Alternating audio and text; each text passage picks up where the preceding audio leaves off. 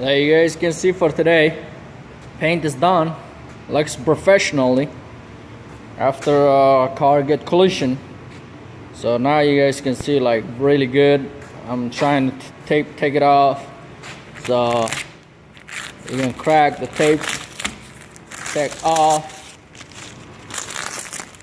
Yeah, brand new everything, brand new.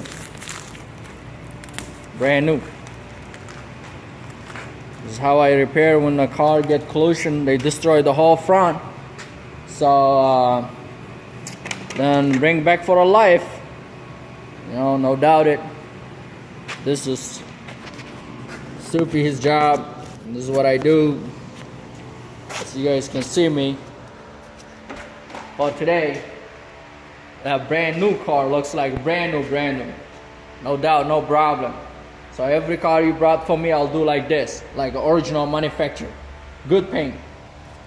Woo! Looks good.